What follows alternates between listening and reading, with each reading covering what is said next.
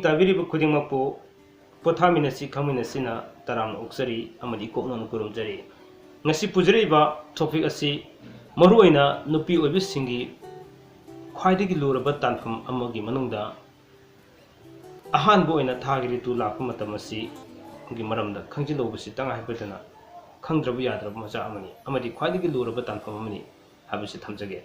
ꯃꯔꯝ ꯑꯗꯨꯅ ꯍꯤꯔꯝ ꯑꯁꯤꯒꯤ ꯃꯇꯥꯡꯗ ꯉꯁꯤ ꯄꯣꯊꯥꯃꯤꯟꯅꯁꯤ ꯈꯪꯃꯤꯟꯅꯁꯤꯅ ꯑꯈꯪ ꯑꯍꯩꯁꯤꯡꯅ ꯇꯥꯛꯄꯤꯔꯝꯕ ꯈꯔꯗꯪ ꯃꯤꯌꯥꯝꯗ ꯁꯦꯌꯔ ꯇꯧꯖꯅꯕꯒꯤ ꯇꯥꯟꯖꯥꯗꯨ ꯂꯧꯖꯕꯅꯤ ꯍꯥꯏꯔꯤꯕ ꯇꯣꯄꯤꯛ ꯑꯁꯤꯒꯤ ꯃꯇꯥꯡꯗ ꯃꯄꯨꯡ ꯐꯥꯅ ꯃꯤꯠꯌꯦꯡ ꯇꯥꯕ ꯑꯃꯗꯤ ꯃꯇꯨꯡ ꯊꯥꯒꯠꯆꯔꯛꯄ ꯇꯣꯄꯤꯛ ꯀꯌꯥꯗ ꯍꯦꯟꯅ ꯀꯥꯟꯅꯔꯛꯀꯗꯕ ꯇꯣꯄꯤꯛ ꯀꯌꯥꯗ ꯃꯤꯠꯌꯦꯡ ꯇꯥꯛꯄ ꯐꯪꯃꯤꯟꯅꯅꯕꯒꯤꯗꯃꯛꯇ ꯆꯦꯅꯦꯜ ꯄꯣꯊꯥꯃꯤꯟꯅꯁꯤ ꯈꯪꯃꯤꯟꯅꯁꯤ ꯍꯥꯏꯔꯤꯕꯁꯤꯗ ꯃꯤꯌꯥꯝꯅ ꯁꯕꯁꯀ꯭ꯔꯥꯏꯕ ꯇꯧꯕꯤꯗꯨꯅ ꯑꯃꯗꯤ ꯕꯦꯜ ꯕꯇꯟ ꯅꯝꯕꯤꯗꯨꯅ ꯂꯣꯏꯅꯅ ꯂꯥꯏꯛ ꯁꯦꯌꯔ ꯇꯧꯕꯤꯗꯨꯅ ꯑꯩꯒꯤ ꯆꯦꯅꯦꯜ ꯑꯁꯤꯕꯨ ꯁꯄꯣꯔꯠ ꯇꯧꯕꯤꯕꯇ ꯅꯠꯇꯅ ꯄꯨꯝꯅꯃꯛꯅ ꯈꯪꯃꯤꯟꯅꯅꯕꯒꯤ ꯇꯥꯟꯖꯥ ꯑꯗꯨ ꯂꯧꯃꯤꯟꯅꯧꯁꯤ ꯍꯥꯏꯗꯨꯅ ꯃꯤꯌꯥꯝꯅ ꯊꯝꯖꯒꯦ ꯃꯔꯨꯑꯣꯏꯅ ꯈꯪꯕꯤꯒꯗꯧꯔꯤꯕ ꯈ꯭ꯋꯥꯏ ꯈꯨꯗꯤꯡꯃꯛꯅ ꯑꯍꯥꯟꯕ ꯔꯤꯇꯨ ꯂꯥꯛꯄ ꯃꯇꯝ ꯑꯁꯤ ꯀꯔꯝꯕ ꯃꯇꯝꯗꯅꯣ ꯍꯥꯏꯕꯗꯤ ꯅꯨꯃꯤꯠ ꯄꯨꯡꯁꯤꯡ ꯊꯧꯕꯥꯜ ꯇꯥꯔꯤꯛ ꯑꯃꯗꯤ ꯃꯤꯅꯤꯠ ꯐꯥꯎꯕꯅꯆꯤꯡꯕ ꯂꯧꯕꯤꯔꯦ ꯍꯥꯏꯔꯒ ꯃꯗꯨꯒꯤ ꯑꯄꯨꯟꯕ ꯄꯨꯟꯁꯤꯜꯂꯦ ꯍꯥꯏꯔꯒ ꯀꯔꯤ ꯐꯣꯜ ꯂꯩ ꯍꯥꯏꯕꯗꯨ ꯌꯦꯡꯃꯤꯟꯅꯕ ꯇꯉꯥꯏꯐꯗꯕ ꯑꯃꯅꯤ ꯈꯨꯗꯝ ꯑꯣꯏꯅ ꯐꯠꯇꯕ ꯐꯣꯜꯗ ꯍꯥꯏꯔꯒꯅ ꯃꯆꯥ ꯄꯣꯛꯀꯅꯣ ꯍꯥꯏꯕ ꯂꯩꯕ ꯂꯣꯏꯅꯅ ꯂꯨꯈ꯭ꯔꯥꯕꯤ ꯑꯣꯏꯌꯣ ꯍꯥꯏꯕꯅꯆꯤꯡꯕ ꯀꯌꯥ ꯑꯃ ꯁꯤꯒꯨꯝꯕ ꯀꯌꯥ ꯑꯃ ꯂꯩꯔꯤ ꯉꯟꯅ ꯂꯨꯈ꯭ꯔꯥ ꯑꯣꯏꯌꯣ ꯍꯥꯏꯕꯅꯆꯤꯡꯕ ꯁꯤꯒꯨꯝꯕ ꯀꯌꯥꯁꯤꯡ ꯑꯩꯈꯣꯏꯅ ꯃꯄꯨꯡ ꯑꯣꯏꯅ ꯈꯪꯃꯤꯟꯅꯍꯧꯕ ꯇꯥꯔꯒꯗꯤ ꯉꯁꯤ ꯊꯣꯛꯂꯤꯕ ꯅꯨꯄꯤ ꯑꯣꯏꯕꯤꯁꯤꯡꯗ ꯊꯦꯡꯅꯔꯤꯕ ꯑꯋꯥ ꯃꯩꯁꯥ ꯂꯥꯡꯂꯛꯄ ꯀꯌꯥ ꯑꯃ ꯌꯨꯝ ꯄꯥꯜꯂꯕ ꯃꯇꯨꯡꯗ ꯑꯋꯥ ꯃꯩꯁꯥ ꯂꯥꯡꯂꯤꯕ ꯀꯌꯥ ꯑꯁꯤ ꯈꯖꯤꯛꯇꯪ ꯑꯣꯏꯔꯁꯨ ꯀꯣꯛꯄ ꯉꯝꯒꯅꯤ ꯍꯥꯏꯕꯁꯤꯃ ꯑꯍꯥꯟꯕꯗ ꯊꯝꯖꯒꯦ ꯃꯔꯝ ꯑꯗꯨꯅ ꯍꯧꯖꯤꯛ ꯑꯩꯅ ꯑꯍꯥꯟꯕꯃꯛꯇꯗ ꯊꯝꯖꯅꯤꯡꯉꯤꯕꯁꯤ ꯍꯞꯇꯥ ꯑꯃꯗ ꯍꯥꯏꯕꯗꯤ ꯅꯨꯃꯤꯠ 8ꯅꯤ ꯂꯩꯔꯤꯕꯁꯤꯗ ꯅꯨꯃꯤꯠ 8ꯅꯤꯗ ꯔꯤꯇꯨ ꯍꯧꯕ ꯁꯤꯒꯤ ꯇꯣꯉꯥꯟ ꯇꯣꯉꯥꯟꯕ ꯐꯣꯜ ꯀꯌా ꯑꯃ ꯂꯩ ꯍꯥꯏꯗꯨꯅ ꯑꯈꯪ ꯑꯍꯩꯁꯤꯡꯅ ꯇꯥꯛꯄꯤꯔꯝꯃꯤ ꯍꯥꯏꯔꯤꯕꯁꯤꯅꯤ ꯑꯍꯥꯟꯕꯃꯛꯇꯗ ꯑꯩꯅ ꯊꯝꯖꯒꯗꯧꯔꯤꯕꯁꯤ ꯄꯨꯛꯅꯤꯡ ꯆꯪꯅ ꯇꯥꯃꯤꯟꯅꯁꯤ ꯅꯣꯡꯃꯥꯏꯖꯤꯡ ꯅꯨꯃꯤꯠꯇ ꯔꯤꯇꯨ ꯍꯧꯕ ꯅꯨꯄꯤ ꯑꯗꯨꯗꯤ ꯑꯌꯥꯝꯕ ꯃꯇꯝꯗ ꯂꯨꯈ꯭ꯔꯥ ꯑꯣꯏꯒꯜꯂꯤ ꯍꯥꯏꯗꯨꯅ ꯑꯈꯪ ꯑꯍꯩꯁꯤꯡꯅ ꯇꯥꯛꯄꯤꯔꯝꯃꯤ ꯃꯊꯪꯗ ꯅꯤꯡꯊꯧꯀꯥꯕ ꯅꯨꯃꯤꯠꯇ ꯔꯤꯇꯨ ꯍꯧꯕ ꯅꯨꯄꯤ ꯑꯗꯨꯅ ꯑꯌꯥꯝꯕ ꯃꯇꯝꯗ ꯃꯍꯥꯛꯁꯤ ꯁꯇꯤ ꯑꯣꯏꯒꯜꯂꯤ ꯍꯥꯏꯗꯨꯅ ꯑꯈꯪ ꯑꯍꯩꯁꯤꯡꯅ ꯇꯥꯛꯄꯤꯔꯝꯃꯤ ꯂꯣꯏꯅꯅ ꯂꯩꯕꯥꯛꯄꯣꯛꯄ ꯅꯨꯃꯤꯠꯇ ꯔꯤꯇꯨ ꯍꯧꯕ ꯅꯨꯄꯤ ꯑꯗꯨꯅ ꯅꯤꯄꯥ ꯑꯃꯗꯒꯤ ꯍꯦꯟꯒꯠꯂꯤ ꯍꯥꯏꯗꯨꯅ ꯑꯈꯪ ꯑꯍꯩꯁꯤꯡꯅ ꯑꯍꯜ ꯂꯃꯟꯁꯤꯡꯅ ꯇꯥꯛꯄꯤꯔꯝꯕꯅꯤ ꯂꯣꯏꯅꯅ ꯌꯨꯝꯁꯀꯩꯁ ꯅꯨꯃꯤꯠꯇ ꯔꯤꯇꯨ ꯍꯧꯕꯗꯨꯗꯤ ꯑꯌꯥꯝꯕ ꯃꯇꯝꯗ ꯃꯍꯥꯛꯇꯤ ꯂꯥꯏꯕꯛ ꯐꯕꯤꯗꯃꯛ ꯑꯣꯏꯒꯜꯂꯤ ꯍꯥꯏꯗꯨꯅ ꯑꯍꯜ ꯂꯃꯟꯁꯤꯡꯅ ꯇꯥꯛꯄꯤꯔꯝꯃꯤ ꯂꯣꯏꯅꯅ ꯁꯒꯣꯜꯁꯦꯟ ꯅꯨꯃꯤꯠ ꯁꯤꯗ ꯔꯤꯇꯨ ꯍꯧꯕ ꯅꯨꯄꯤ ꯑꯗꯨꯅ ꯃꯄꯨꯡ ꯑꯣꯏꯅ ꯈ꯭ꯋꯥꯏꯗꯒꯤ ꯌꯥꯝꯅ ꯐꯕ ꯏꯅꯥꯛ ꯀꯩꯔꯥꯛ ꯈꯨꯟꯕ ꯃꯍꯥꯛꯀꯤ ꯅꯤꯄꯥꯗꯨꯁꯨ ꯁꯦꯟ ꯌꯥꯝꯅ ꯄꯥꯏꯕ ꯑꯣꯏꯒꯜꯂꯤ ꯍꯥꯏꯗꯨꯅ ꯇꯥꯛꯄꯤꯔꯝꯃꯤ ꯂꯣꯏꯅꯅ ꯏꯔꯥꯏ ꯅꯨꯃꯤꯠꯇ ꯔꯤꯇꯨ ꯍꯧꯕ ꯅꯨꯄꯤ ꯑꯗꯨꯅ ꯆꯌꯥꯝ ꯄꯣꯛꯄꯤ ꯅꯨꯄꯤ ꯑꯣꯏꯒꯜꯂꯤ ꯍꯥꯏꯗꯨꯅ ꯑꯍꯜ ꯂꯃꯟꯁꯤꯡꯅ ꯇꯥꯛꯄꯤꯔꯝꯃꯤ ꯑꯃꯁꯨꯡ ꯊꯥꯡꯖ ꯅꯨꯃꯤꯠꯇ ꯔꯤꯇꯨ ꯍꯧꯕ ꯅꯨꯄꯤ ꯑꯗꯨꯅ ꯑꯌꯥꯝꯕ ꯃꯇꯝꯗ ꯃꯍꯥꯛꯁꯤ ꯆꯥꯎꯕ ꯀꯟꯗꯕꯒꯤ ꯐꯣꯜ ꯑꯗꯨ ꯂꯩ ꯍꯥꯏꯗꯨꯅ ꯑꯈꯪ ꯑꯍꯩꯁꯤꯡꯅ ꯇꯥꯛꯄꯤꯔꯝꯃꯤ ꯑꯗꯨꯕꯨ ꯃꯤꯄꯥꯏꯅꯤꯡꯉꯥꯏ ꯑꯣꯏꯗꯦ ꯐꯠꯇꯕ ꯐꯣꯜ ꯂꯩꯕ ꯇꯥꯔꯒꯁꯨ ꯃꯥꯡꯖꯧꯅꯅ ꯑꯩꯈꯣꯏꯅ ꯈꯪꯕꯤꯍꯧꯕ ꯇꯥꯔꯒꯗꯤ ꯃꯗꯨ ꯀꯔꯤ ꯇꯧꯔꯒ ꯀꯣꯛꯀꯅꯤ ꯀꯔꯤ ꯇꯧꯔꯒ ꯐꯒꯅꯤ ꯍꯥꯏꯕꯗꯨ ꯑꯩꯈꯣꯏꯅ ꯇꯧꯕ ꯌꯥꯕ ꯂꯝꯕꯤ ꯀꯌా ꯑꯃ ꯂꯩ ꯍꯥꯏꯔꯤꯕ ꯈꯨꯗꯤꯡꯃꯛꯇꯤ ꯑꯩꯈꯣꯏ ꯃꯈꯥ ꯇꯥꯕ ꯏꯄꯤꯁꯣꯗꯇ ꯊꯝꯖꯔꯛꯈꯤꯒꯅꯤ ꯃꯤꯠꯌꯦꯡ ꯇꯥꯃꯤꯟꯅꯁꯤ ꯃꯔꯝ ꯑꯗꯨꯅꯅꯤ ꯉꯁꯥꯏ ꯑꯩꯅ ꯃꯃꯥꯡꯗ ꯊꯝꯖꯈꯤꯕꯗꯨ ꯑꯩꯒꯤ ꯆꯦꯅꯦꯜ ꯑꯁꯤ ꯁꯕꯁꯀ꯭ꯔꯥꯏꯕ ꯇꯧꯕꯤꯌꯨ ꯑꯃꯗꯤ ꯕꯦꯜ ꯕꯇꯟ ꯅꯝꯕꯤꯌꯨ ꯂꯥꯏꯛ ꯁꯦꯌꯔ ꯇꯧꯕꯤꯌꯨ ꯄꯨꯝꯅꯃꯛ ꯈꯪꯃꯤꯟꯅꯁꯤ ꯈꯪꯃꯤꯟꯅꯕꯗ ꯌꯥꯔꯕ ꯑꯃꯗꯤ ꯅꯨꯄꯤ ꯑꯣꯏꯕꯤ ꯃꯄꯣꯛꯇ ꯂꯩꯕꯁꯤꯡꯁꯤ ꯄꯨꯟꯁꯤ ꯅꯨꯡꯉꯥꯏꯅ ꯄꯨꯟꯁꯤ ꯁꯥꯡꯅ ꯂꯩꯃꯤꯟꯅꯅꯕꯗ ꯑꯃꯠꯇ ꯑꯣꯏꯔꯕ ꯄꯥꯝꯕꯩ ꯑꯃ ꯑꯣꯏꯃꯤꯟꯅꯁꯤ ꯃꯇꯦꯡ ꯑꯣꯏꯃꯤꯟꯅꯁꯤ ꯍꯥꯏꯕ ꯋꯥꯐꯝ ꯑꯁꯤ ꯊꯝꯖꯒꯦ ꯊꯝꯖꯗꯧꯔꯤꯕꯁꯤꯅ ꯊꯥ 12ꯗ ꯊꯥ 12 ꯑꯁꯤꯗ ꯑꯩꯈꯣꯏꯒꯤ ꯃꯩꯇꯩꯒꯤ ꯊꯥꯖꯠꯇ ꯍꯥꯏꯖꯕ ꯇꯥꯔꯦ ꯁꯖꯤꯕꯨ ꯀꯥꯂꯦꯟ ꯁꯨꯝꯅ ꯊꯤꯔꯛꯄ ꯃꯇꯝꯁꯤꯗ ꯑꯍꯜ ꯂꯃꯟꯁꯤꯡꯅ ꯊꯝꯕꯤꯔꯝꯕꯒꯤ ꯃꯇꯨꯡ ꯏꯟꯅ ꯊꯥ 12ꯁꯤꯗ ꯔꯤꯇꯨ ꯍꯧꯕ ꯅꯨꯄꯤꯁꯤꯡꯗ ꯃꯈꯣꯏꯅ ꯇꯣꯉꯥꯟ ꯇꯣꯉꯥꯟꯕ ꯐꯣꯜ ꯀꯌꯥ ꯑꯃꯁꯨ ꯂꯩ ꯑꯁꯤꯒꯤ ꯃꯇꯥꯡꯗ ꯊꯝꯖꯔꯛꯀꯦ ꯑꯍꯥꯟꯕꯗ ꯁꯖꯤꯕꯨ ꯊꯥꯗ ꯔꯤꯇꯨ ꯍꯧꯕ ꯅꯨꯄꯤ ꯑꯗꯨꯗꯤ ꯑꯌꯥꯝꯕ ꯃꯇꯝꯗ ꯅꯨꯡꯁꯤꯕ ꯍꯩꯕꯤ ꯋꯥꯉꯥꯡ ꯁꯉꯥꯡ ꯍꯩꯕꯤ ꯑꯗꯨꯒꯨꯝꯕ ꯅꯨꯄꯤ ꯑꯣꯏꯒꯜꯂꯤ ꯍꯥꯏꯗꯨꯅ ꯇꯥꯛꯄꯤꯔꯝꯃꯤ ꯃꯊꯪꯗ ꯀꯥꯂꯦꯟ ꯊꯥꯗ ꯔꯤꯇꯨ ꯍꯧꯕ ꯅꯨꯄꯤ ꯑꯗꯨꯗꯤ ꯑꯌꯥꯝꯕ ꯃꯇꯝꯗ ꯃꯍꯥꯛꯀꯤ ꯃꯄꯨꯔꯣꯏꯕ ꯑꯗꯨ ꯀꯥꯏꯅꯒꯜꯂꯤ ꯉꯟꯅ ꯂꯨꯈ꯭ꯔꯥ ꯑꯣꯏꯒꯜꯂꯤ ꯍꯥꯏꯗꯨꯅ ꯇꯥꯛꯄꯤꯔꯝꯃꯤ ꯂꯣꯏꯅꯅ ꯏꯉꯥ ꯊꯥꯗ ꯔꯤꯇꯨ ꯍꯧꯕ ꯅꯨꯄꯤ ꯑꯗꯨꯅ ꯑꯌꯥꯝꯕ ꯃꯇꯝꯗ ꯂꯟ ꯆꯦꯟꯒꯟꯕꯤ ꯅꯨꯄꯤ ꯑꯣꯏꯒꯜꯂꯤ ꯍꯥꯏꯗꯨꯅ ꯇꯥꯛꯄꯤꯔꯝꯃꯤ ꯂꯣꯏꯅꯅ ꯏꯉꯦꯟ ꯊꯥꯗ ꯍꯧꯔꯕꯗꯨꯅ ꯏꯉꯦꯟ ꯊꯥꯗ ꯔꯤꯇꯨ ꯍꯧꯕ ꯑꯁꯤꯅ ꯑꯌꯥꯝꯕ ꯃꯇꯝꯗ ꯃꯆꯥ ꯁꯤꯒꯟꯕꯒꯤ ꯐꯣꯜꯗꯣ ꯑꯩꯈꯣꯏꯅ ꯊꯦꯡꯅꯖꯩ ꯂꯣꯏꯅꯅ ꯃꯊꯪꯗ ꯍꯧꯖꯤꯛ ꯁꯖꯤꯕꯨ ꯂꯣꯏꯔꯦ ꯀꯥꯂꯦꯟ ꯏꯉꯥ ꯏꯉꯦꯟ ꯐꯥꯎ ꯊꯝꯖꯈ꯭ꯔꯦ ꯏꯉꯥ ꯏꯉꯦꯟ ꯐꯥꯎꯕꯒꯤ ꯁꯤꯗ ꯔꯤꯇꯨ ꯂꯥꯛꯄ ꯃꯇꯝꯗ ꯂꯩꯔꯤꯕ ꯐꯣꯜꯁꯤꯡ ꯑꯗꯣ ꯃꯌꯥꯝꯅ ꯊꯝꯖꯈ꯭ꯔꯦ ꯍꯧꯖꯤꯛ ꯃꯊꯪꯗ ꯑꯩꯅ ꯊꯝꯖꯒꯗꯧꯔꯤꯕꯁꯤꯅ ꯊꯋꯥꯟ ꯊꯥꯗ ꯔꯤꯇꯨ ꯂꯥꯛꯄ ꯍꯧꯕꯤ ꯅꯨꯄꯤ ꯑꯗꯨꯗꯤ ꯑꯌꯥꯝꯕ ꯃꯇꯝꯗ ꯃꯍꯥꯛꯁꯦ ꯂꯩꯅꯥ ꯆꯦꯟꯕꯤ ꯅꯨꯄꯤ ꯑꯣꯏꯒꯜꯂꯤ ꯍꯥꯏꯗꯨꯅ ꯇꯥꯛꯄꯤꯔꯝꯃꯤ ꯂꯣꯏꯅꯅ ꯂꯥꯟꯕꯟ ꯊꯥꯗ ꯔꯤꯇꯨ ꯂꯥꯛꯄ ꯍꯧꯕꯤ ꯅꯨꯄꯤ ꯑꯗꯨꯅ ꯑꯌꯥꯝꯕ ꯃꯇꯝꯗ ꯃꯆꯥ ꯁꯤꯒꯜꯂꯤ ꯍꯥꯏꯗꯨꯅ ꯇꯥꯛꯄꯤꯔꯝꯃꯤ ꯃꯊꯪꯗ ꯍꯧꯖꯤꯛ ꯊꯋꯥꯟ ꯂꯥꯟꯕꯟ ꯐꯥꯎ ꯂꯣꯏꯖꯈ꯭ꯔꯦ ꯃꯦꯔꯥꯒꯤ ꯃꯇꯝꯗ ꯃꯦꯔꯥ ꯊꯥꯁꯤꯗ ꯔꯤꯇꯨ ꯂꯥꯛꯄ ꯍꯧꯕꯤ ꯅꯨꯄꯤ ꯑꯗꯨꯗꯤ ꯑꯌꯥꯝꯕ ꯃꯇꯝꯗ ꯁꯥꯒꯩ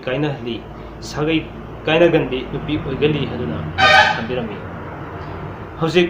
ꯁꯖꯤꯕꯨ ꯀꯥꯂꯦꯟ ꯏꯉꯥ ꯏꯉꯦꯜ ꯊꯧꯋꯥꯜ ꯂꯥꯡꯕꯟ ꯃꯦꯔꯥ ꯐꯥꯎꯕꯒꯤ ꯔꯤꯇꯨ ꯂꯥꯛꯄ ꯍꯧꯕꯒꯤ ꯇꯣꯉꯥꯟ ꯇꯣꯉꯥꯟꯕ ꯐꯣꯜ ꯊꯝꯖꯈ꯭ꯔꯦ ꯃꯔꯛ ꯑꯁꯤꯗ ꯕ꯭ꯔꯦꯛ ꯑꯃꯇꯪ ꯂꯧꯖꯒꯦ Miyeng tabiu, PK Top 10. Pothaminasi khaminasi hariba YouTube channel asida paring naina hafta amada anirak thokna episode 9 putok seriba Top 10 PK Top 10 miyeng tabiu amloina na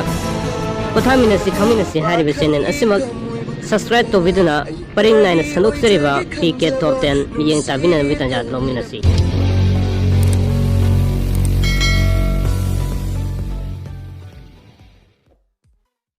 Welcome back. Pothaminasi khaminasi miyeng tabiri bukurimaku khasam dajarake miyeng taminasi hauzik tongan matha singi oiba aikoina thamjakre mathangda hauzik mapung oina leigadribasi mera tha phawda ina thamjakre mathangda meragi mathangda hyangi thada ritu hoba nupi adudi ayambana dharamna chenpi nupi oigali haduna thambirami mathangda poinu thada ritu lakpa hoba nupi adudi ayamba matamda ithak irana tawbi nupi oigali haduna thambirami mathangda wakching thada ritu lakpa hobi ihan hana ritu lakpa hoba nupi aduna maruina mapuro biyam ningbi amane sati senbi nupi oigali haduna takpirami koi maitegi thasita haragana faren tha sida ritu lakpa hoba nupi adudi ayama matamda macha dara yambi nupi oigali haduna myam thambirami akhangai sing amadi aroiba thada leribe koi maitegi thasita aroiba tha leriba lamta tha iduna leriba tha sida ritu lakpa horobadi maruina hariba nupi adu haktinaba yam pamba ithak irang yamna pamjaba nupi oigali haduna takpirami sidasu sai mamangda numit tareni de lekhiba adugumdana tha tarani thoisida numit tareni amadi tha tarani thoisiga puni yengnare harga amadi karamba numitta karamba pungphamda karamba pungsingda karamba minute masingda haibina singbadi tusi lakhi habdo punsilaga yenge harga magi koi pham thoku magi result ama legeni magi fall ama legeni maduda phataba fall leragana kari toroga fall du yagani afabu oigani habina simu khudimukto mamadu thamjaribduni matung taraba episode koi thamjakige mathang daina laksagadribasina tha amagi manungda numit kuntrani leiba numit kuntrani ekoi maitegi thasata kayani panba haibina singba adugi matung ina leiriba phol khara sum yamna thamjage miyeng taminasi ahanba ekoina nongma panba haiduna khangnariba sida ritu lakpa maroina nongma panba madi tarukni panbada ritu lakpa horobadi yamna maraiba phabi nupi oigali haduna thambirami loinana nini panba amasung taratare ni panba sida ritu horobadi mapuru oibaga chanana leminaba phangbagi phol lei haduna takpirami loinana humni sanba amadi tarani pani panba numit asida ritu hoba adudi maruina anaek legandaba yamna phabo oigali haduna thambirami mathangda marisuba amasung taramapani panba numit asida ritu horobadi nuksi hanu nuksi jaroba adugi damak yam ngauganba nuksi bagi damakta kathokpa ngamagadaba aduguma nupi oigali haduna thambirami mathangda mangani panba amadi kunni panba ani sida ritu lakpa ritu hoba nupi adudi maruina laibak phabi yamna oigali haduna thambirami loinana tarukni panba amadi kunmathoi panba numit asida ritu hoba nupi aduna yamna lona chanana nipa thamganbi nupi oigali haduna takpirami amadi tareni panba loinana kunithoi panba numit asida ritu horabdi yamna phaba lakshmi senbi amadi mahakini padu ina kera kunba phangbe adugumba nupi oigali haduna akhang aisingna takpirami loinana nipani panba amasung kulumdoi panba numit asida ritu lakpa aduna maruoina leina laithung yamna naganba adugumba nupi oigali haduna akhang aisingna takpirambagi matungina thamjari mathangda mapani panba amadi kunmarini panba numit asida ritu hobi nupi aduna ayaba matamda lukha oigali haduna thambirami loinana tarani panba amadi kunmangani panba numit asida ritu hoba